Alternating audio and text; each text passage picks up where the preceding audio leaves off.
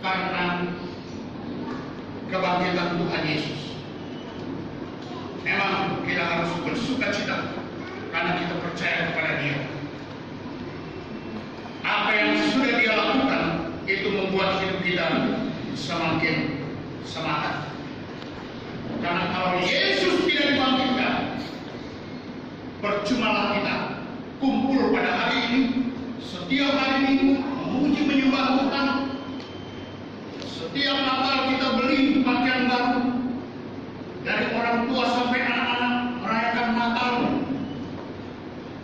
Terus saya juga disuruh pergi melayani, tinggalkan orang tuamu, pergi saja melayani, kabarkan Yesus. Saudara, kalau Dia tidak bangkit, percuma kita melayani Dia, percuma kita melayani Dia, percuma kita memuji-muji Dia, menyembah Dia, percuma. Di dalam 1 Korintus 15 dikatakan ayat 17, dan jika Kristus tidak dibangkitkan, maka sia-sialah kepercayaan kamu, dan kamu masih hidup dalam dosamu. Ayat 14 sebelumnya itu ditegaskan lagi, tetapi andai kata Kristus tidak dibangkitkan, maka sia-sialah pemberitaan kami, dan sia-sialah juga kepercayaan kamu. Dua ayat ini saya mau mengangkat, dan yang perlu digarisbawahi adalah kepercayaan kamu. Perikop di sini dikatakan kebangkitan kita, bukan di ayat satunya. Tapi kenapa sinode memberikan di ayat 20, mulai dari ayat yang ke-12 sampai ke ayat yang ke-20 itu sebenarnya. Tapi dua ayat ini menjadi tekanan buat kita. Ayat 14 dan ayat 17, yang dimana digarisbawahi kepercayaan kamu. Artinya saudara dan saya setelah percaya kepada Yesus Kristus, kita melayani Dia, kita memuji Dia, kita menari untuk Dia, dan saat ini kita boleh melihat penampilan generasi muda kita luar biasa karena melayani Yesus. Ada perubahan terjadi. Begitu juga gereja ini. Saya terus berdoa supaya semakin menjadi berkat. Semakin kita menjadi berkat di tengah-tengah kota Melawi ini. Bukan kita menantang bupatinya dengan peraturan yang bukan. Bukan kita menantang semua peraturan yang ada di sini. Bukan. Tapi paling tidak, kehadiran kita di sini, kita menjadi kesaksian. Kita menjadi berkat. Bukan menjadi batu sandungan, tapi menjadi batu penjuru. Amin. Sehingga sukacita kita pada hari ini, perubahan-perubahan yang terjadi pada hari ini dalam perayaan Paskah, yang dikatakan jemaat, ini adalah sesuatu yang luar biasa karena Yesus, bukan karena saya. Saya tidak suruh di pemuda bikin acara seperti ini, tapi mereka membuat sesuatu yang baik. Dan pemuda adalah generasi penerus. Kita perlu menunggu supaya anak-anak muda kita, dia hidup dengan prestasinya, bersandarlah kepada Yesus. Kalau enggak laku. Saya tegaskan, anak muda yang sok-sokan mau menikmati hidup ini dengan pikirannya sendiri, dengan jabatannya, dengan tugasnya, kalau dia tidak nempel dengan Yesus, dia tidak laku. Dia menjadi orang yang menjadi batu sandungan, bukan menjadi batu. Itu sebabnya saya bersyukur. Saya katakan silakan kalian mau berbuat untuk Tuhan Yesus. Buatlah, karena kita berada di tengah-tengah serigala yang siap dimakan. Banyak sekali, tapi saya digalau mulai mampir ini, mulai bergaul dengan domba-domba itu. Karena kesaksian itu, saya tidak paksakan dia suruh masuk Yesus, jangan. Paksakan dia, ceritakan dia siapa Yesus. Nanti urusan Yesus. Dan saya yakin 100% orang yang mengenal Yesus pasti hidup di gereja. Amin. Tidak mungkin orang kenal Tuhan Yesus hidup di hutan. Pasti hidup di gereja. Nah, oleh sebab itu jemaat yang dikasih Tuhan Yesus Kristus, sukacita Tuhan luar biasa pada hari ini karena Yesus bangkit.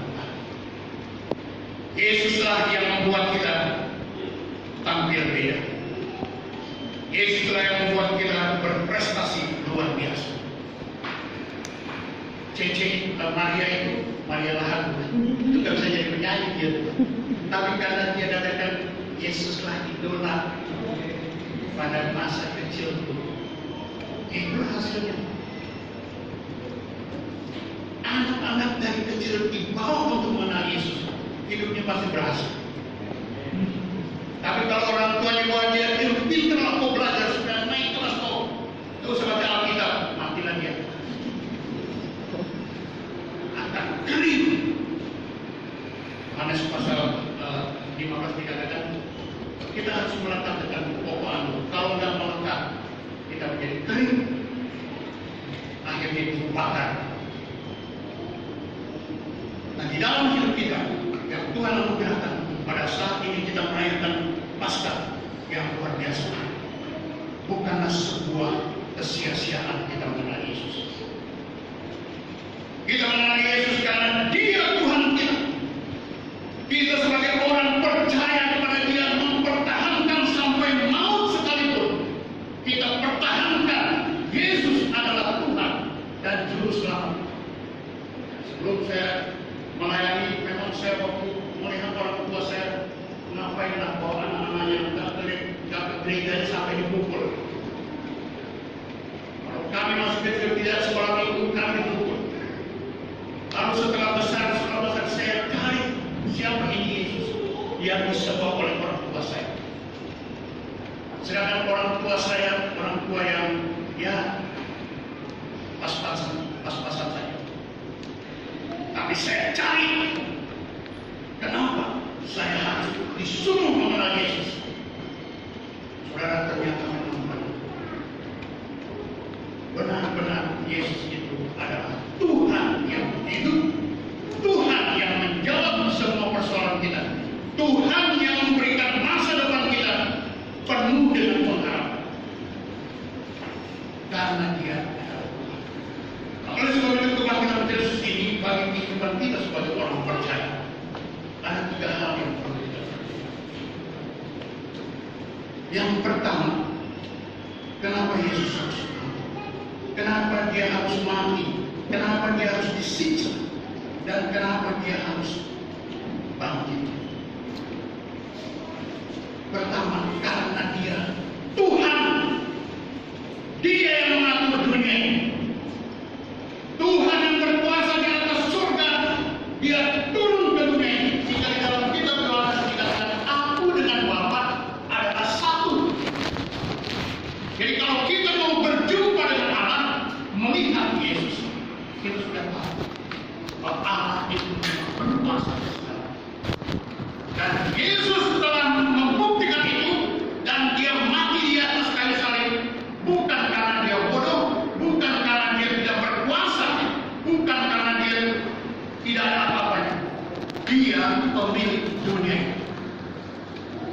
Cuma Dia hanya sedih melihat saudara dan saya yang diciptakan oleh Tuhan. Kejadian dikatakan, aku menciptakan manusia serupa dengan gambaranku. Jadi kalau kita melihat Allah, maka Yesus kita bisa lihat bagaimana Allah itu memang benar. Jadi Yesus 100% Allah, Yesus 100% manusia, supaya manusia yang mau mengenal Allah itu betul-betul terarah dengan baik.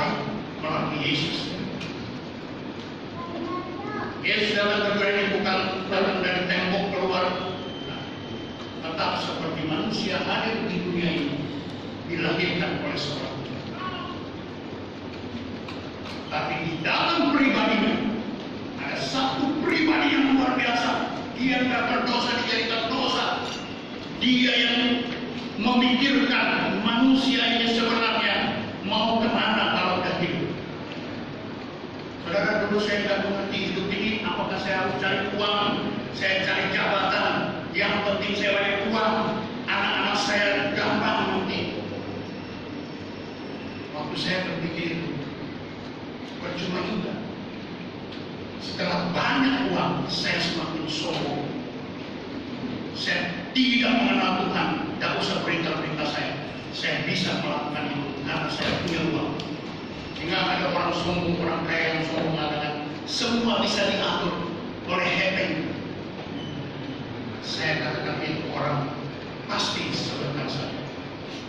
Karena manusia kan tadi termasuk katakan ini seperti debu. Hari ini berkuar-kuar, besok banyak. Coba-coba kita menghina Tuhan, maka kita langsung diangkat. Mazmur pasal 1 ayat 6. Kita ini debu, hanya ditiup habis. Ini manusia itu tidak ada apa-apanya tanpa Tuhan. Oleh sebab itu Tuhan menyatakan diri melalui Yesus Kristus datang ke dunia ini. Dan dia mau supaya manusia hidup. Jangan sampai di sini saja. Jangan kamu hidup hanya di dunia ini saja. Nikmatilah dunia ini. Dan setelah kau ada di dunia ini, ada di mana setelah kita mati? Yesuslah yang ada. Makanya dia datang ke dunia ini. Ya, walaupun dia dihina, ditusuk lambungnya, seperti film tadi, luar biasa. Saya harus nonton film itu untuk sekarang nggak usah lagi menangis ya. Kita harus sadar, terima kasih Yesus. Engkau sudah menanggung dosa. Sebab kalau kita menangis-nangis terus, akhirnya kita nanti tidak dikuasai. Kita harus percaya.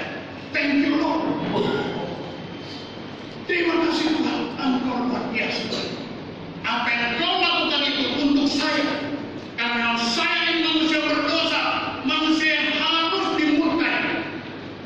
Tapi Engkau yang menggantikan. Dan semua itu bisa kita lihat melalui kebenaran kita. Tapi yang pertama, kebangkitan Yesus Kristus adalah karena Dia yang mengatur dunia. Dia Tuhan. Jadi jangan sampai kita tidak percaya kepada Yesus sebagai Tuhan dan Juru Selamat kita. Roma pasal 1 ayat keempat dikatakan demikian. Roma pasal 1 ayat yang keempat. Dan menurut Roh Kekudusan dinyatakan oleh kebangkitannya dari antara orang mati bahwa Ia adalah Anak Allah yang berkuasa, Yesus Kristus Tuhan kita. Jadi Dia memang Tuhan kita. Dia perlu kita layani.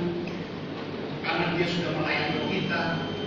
Kita yang jelek menjadi cantik, kita yang miskin menjadi kaya, kita yang bodoh menjadi pintar, kita yang tidak bisa apa-apanya menjadi apa-apa karena Yesus. Amin. Jadi jangan takut dengan kuasa kegelapan. Ya. Jangan takut dengan setan-setan, jangan takut dengan gundurwo, jangan takut dengan masa depan yang diramal tidak. Katakan Yesus yang menanggung semuanya. Setan paling takut semuanya. Jangan coba-coba usir setan kalau kita belum benar di mata Yesus. Kita akan ditempeleng. Seorang hamba Tuhan yang lumayan, dia terhibur anak muda yang kerasukan. Tapi memang saya tahunya dia hamba Tuhan. Dia sekolah pendeta, tapi dia ditempeleng sama anak muda itu. Kabur, lari kencang sekali. Dianya yang anak mudanya melayani, tahu saja. Dia kabur. Ternyata setelah saya menyelidiki anak ini hanya sekolah pendeta saja, tapi tidak percaya dengan Alkitab. tidak percaya dengan nama Yesus, akhirnya dipermalukan. Jadi jangan coba-coba kita menghina Tuhan Yesus. Kita akan dipermalukan. Cepat atau lambat akan dipermalukan.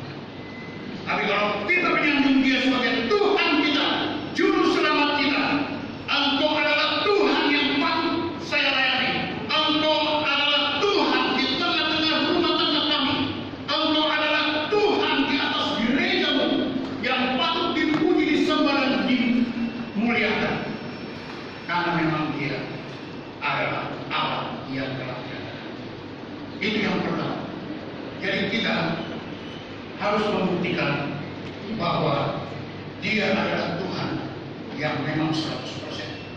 Dia manusia 100% supaya waktu kedatangan ke dunia ini bukan seperti hantu tiba-tiba nampak, tidak. Tapi Dia datang ke dunia ini lewat proses seperti saudara dan saya hadir di dunia ini dengan dilahirkan oleh orang tua yang dipilih Tuhan, dia bertanggung jawab. Nah, Allah menyatakan diri melalui Yesus Kristus, melalui Maria dan Yusuf, sehingga Allah juga bertanggung jawab atas kesaksian Yesus. Itu yang pertama. Yang kedua, karena hidup menjadi pengharapan. Murid-murid Yesus memang sangat kecewa. Kalau tadi kita lihat bagaimana Maria kecewa sekali, karena Maria melihat Dia luar biasa. Orang mati bisa bangkit, orang lumpuh bisa berjalan, orang yang buta bisa diceritakan. Tapi kenapa Dia mati di campur seperti ini? Petrus juga boleh mulai menyingkir karena dia tidak mau dituduh menjadi pengikut. Mereka tidak berpihak.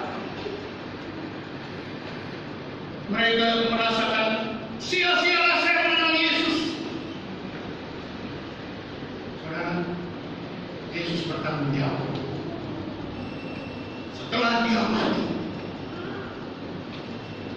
Yohanes pasal 20 ayat 9 ayat 19 coba kita baca. Yohanes pasal 20 ayat 19.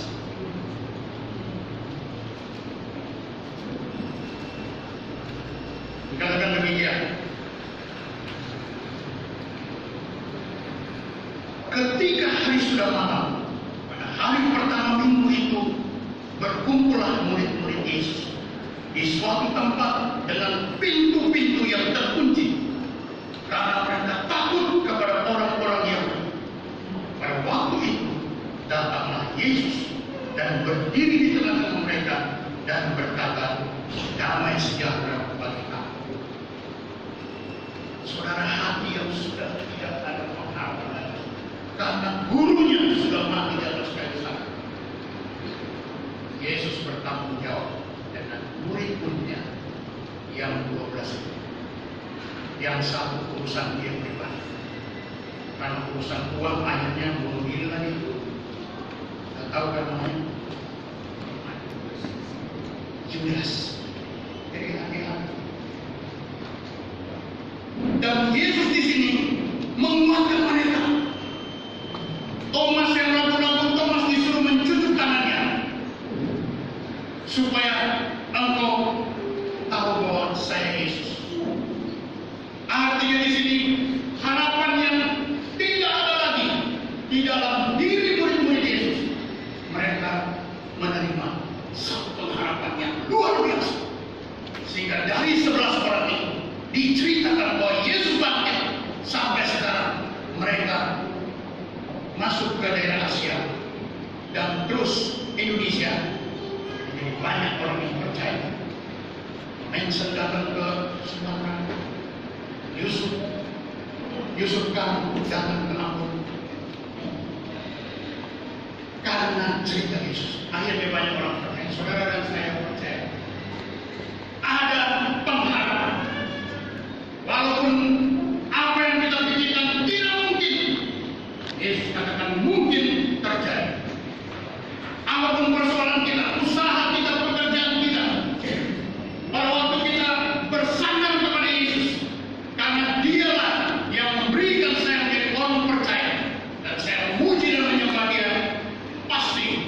dijawab setiap masa seperti murid-murid Yesus. Mereka dijawab karena apa yang menjadi pertanyaan pada dirinya. Yesus datang. Puji Tuhan. Dan mereka menyembah bahwa Yesus adalah Allah. Yesus yang patut dipuji karena dia tidak mati. Dia bangkit bersorak-sorai yang luar biasa. Dari kemarin memang saya berpikir, Tuhan,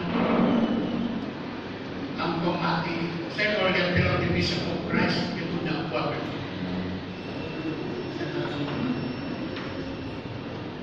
Nyatakan, saya nampakkan ada yang saya, tapi itu Tuhan katakan nanti dulu. Ayatnya saya. Jadi maksud saya di sini bahwa Tuhan Yesus itu pasti akan menjawab kita.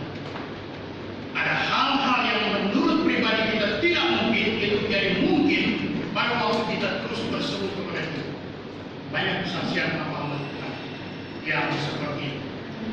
Satu wanita namanya Ibu Eli ini dari Aceh. Dia ingin mencari kebenaran itu. Dia berdoa, dia memuji Tuhan. Dia sembahyang. Namanya sudah suci lah, dia cuci kaki, dia segalanya. Tapi tidak pernah dijawab.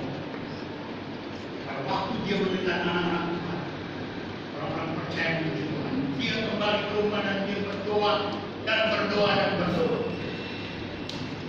Akhirnya Tuhan jawab. Ada satu sinar terang di dalam kamarnya, tetapi wajah Yesus tidak dinampakkan, hanya sinar terang. Dan dia berkata, itulah Isa Al-Masih, itulah Yesus. Waktu itu perubahan luar biasa terjadi pada Ibu ini. Sampai sekarang Tuhan pakai dia melayani kemana-mana. Tapi belum waktunya dia datang ke Aceh. Saya percaya waktunya Tuhan akan memberikan supaya Aceh ini juga menerima keselamatan.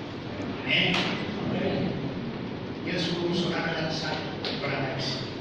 Mungkin belum waktunya Ibu Eli, waktu kita. Dan Ibu Eli mendengar saja, waduh, sungguh sudah menerima keselamatan. Amin. Doakan saya akan berjumpa seperti itu bersama Pak Yusuf. Ada pengharapan. Dan yang terakhir saya lihat di sini, oleh karena kebangkitan Yesus, Yesus bangkit, kita juga akan dibangkitkan. Amin. Jadi kematian orang Kristen jangan takut. Kalau kita perhatikan langsung bimbing kita tadi dikatakan, akulah kebangkitan dan hidup, barang siapa percaya kepadaku, ia akan hidup walaupun ia sudah mati. Dan setiap orang yang hidup, yang percaya kepadaku, tidak akan mati selama-lamanya. Percayakan kau akan hal ini. Saudara, ini teguran buat Maria sama Marta. Saya akan bangunkan kakakmu Lazarus. Kalau kita lihat ayat ini ya, Lazarus dibangkitkan. Tapi sebelum dibangkitkan ada pertanyaan yang diberikan oleh Maria dan Marta, bahwa kakakmu tidak mati, kakakmu hanya tidur. Kalau kita perhatikan ayat-ayat ini. Dan ketika Maria dan Marta percaya bahwa pasti akan bangkit. Dan seterusnya ayat ini kalau kita lihat, Lazarus keluar kau. Lazarus keluar kau. Ada satu kalimat yang tegas. Dan Maria serta Marta menjadi tercengang. Keluarlah Lazarus. Saya mau katakan, waktu kita percaya pada Yesus, kita tidak usah takut dengan kematian. Kematian adalah sesuatu yang akhir daripada hidup kita di dunia ini, dan kita akan melihat surga. Jadi kalau kematian orang-orang percaya sangat indah. Kematian orang-orang yang tidak percaya menakutkan. Karena saya sering melihat orang-orang yang tidak percaya kepada Yesus kalau dia meninggal. Tapi orang yang percaya kepada Tuhan Yesus, walaupun dia sudah meninggal, wajahnya tetap cantik, tetap bersinar karena Yesus. Dia percaya kepada Yesus. Oleh sebab itu kita harus percaya bahwa Yesus juga membangkitkan orang-orang yang percaya. Di sini hidup kembali hanya mau mengajar kita untuk firman Tuhan dalam Yohanes 3:16 bahwa bagi mereka yang percaya tidak akan mati, tapi menerima hidup yang kekal. Tuhan akan menyatakan lagi akan kemuliaan. Saudara naik pesawat, kalau naik pesawat jangan lagi jatuh bawah. Sudah bosan, lihatlah ke atas. Setelah awan itu, apalagi yang ada di atas? Karena saya kalau naik pesawat, lihat lagi ada apa lagi di bawah? Lagi atas awan, biru luar biasa, tidak ada lagi awan. Kalau pesawat yang naik lagi ke sana, pasti ada gambaran lagi. Dan itu harus kita lihat. Saya mengenal Tuhan Yesus bukan hanya dia mati, dia lahir, kita merayakan kebangkitannya, bukan sampai di sini. Mari kita mengenal Tuhan Yesus karena Yesus yang mengajarkan kita untuk menerima hidup yang kekal. Kita tidak akan mati di dunia ini, kita akan menikmati hidup yang kekal. Dalam 1 Tesalonika pasalnya yang keempat dikatakan begini, karena jikalau kita percaya bahwa Yesus telah mati dan telah bangkit, maka kita yang percaya juga bahwa mereka yang telah meninggal dalam Yesus akan dikumpulkan Allah bersama-sama dengan Dia. Akan dikumpulkan Allah. Luar biasa. Inilah satu kesulitan besar bagi kita sebagai orang percaya, sehingga kebangkitan Yesus yang kita rayakan saat ini di tahun 2018, mari kita lebih lagi melihat ke depan. Ada 3 harapan ini. Yang pertama, memang dia Tuhan. Jangan ada lagi Tuhan-Tuhan yang lain. Jangan ada lagi jimat-jimat yang mau bertanggung jawab dengan diri saya. Orang-orang Kristen kalau merantau, mamanya kasih jimat. Ini untuk menjaga engkau di tengah-tengah perantauan. Ada yang dikasih Alkitab. Inilah yang bisa menjaga. Sebenarnya itu bagus, cuma anaknya yang nggak bagus. Dikasih Alkitab nggak mau dibaca. Coba dibaca, pasti tahu. Ada orang yang mencoba menggagalkan kita. Karena Yesus katakan, jangan takut, aku bersama dengan engkau. Kita nggak akan takut siapapun yang mau menggeser kita dari jabatan kita, tenang saja. Sebelum dia geser, dia udah geser duluan. Jangan takut bagaimana rumah tangga kita dengan keuangan kita. Kau usah takut. Katakan, aku akan cukupkan. Asal firman itu tinggal di dalam kamu dan aku di dalam engkau. Mintalah apa saja. Kalau nggak ada apa-apa, saya gitu, Tuhan, hari ini saya nggak makan. Berasanya nggak ada Tuhan. Langsung kita jujur aja. Jangan ada sayur, nggak ngadu aja. Ada persoalan, ngadu aja sama Tuhan. Tuhan, mertua saya begini Tuhan. Saya berkasih tahu sebenarnya bagus, tapi masih melawan. Jangan dimarahin dia, kita gantung kepada Tuhan. Kita ajari pasti dia. Itu juga pemuda-pemudi cari Tuhan itu. Tidak usah takut. Pasti Tuhan hanya berkata, tidak baik manusia hidup seorang diri. Karena Tuhan tanggung jawab. Amin. Jadi hidup nggak usah pasang saya. Jalankan saja. Nanti Tuhan kirimkan kepada waktu berjalan. Ada yang gandeng kita tiba-tiba. Yang bukan anak muda Jakarta. Kalau mau yang penting minta tangga sama Tuhan. Tuhan kasih tangga. Dia rajin ke gereja. Waktu dia di gereja, dia berdoa. dia rajin melayani rakyat. Tiba-tiba dia berdoa memang kasih tanda saya. Kalau hari Minggu ini si A pakai baju merah, pasti ini jawabannya. Akhirnya memang dia datang pakai baju merah, maju-maju. Begitu dia tanya, oh dia terbuka. Itu apa yang hidupnya sampai sekarang? Suaminya jadi pengacara. Temannya orang Manado, suaminya orang Batam. Karena dia minta sama Tuhan jujur. Apapun. Jadi saya mau katakan, pada waktu kita meyakini bahwa kebangkitan Yesus itu ada, jangan kita segan-segan datang kepada Dia. Jangan kita malas-malas melayani Dia. Jangan kita segan-segan untuk berbicara dengan Dia. Berbicaralah karena Dia hidup. Amin. Dengan demikian firman Tuhan pada hari ini dalam kebangkitan Yesus. Yesus memang sudah bangkit dan sampai saat ini kita merasakan kuasanya. Jangan coba-coba tinggalkan Dia. Kita akan mati. Kuasa Yesus mati sebelum kita mati. Kuasanya pun tidak ada di dalam Dia.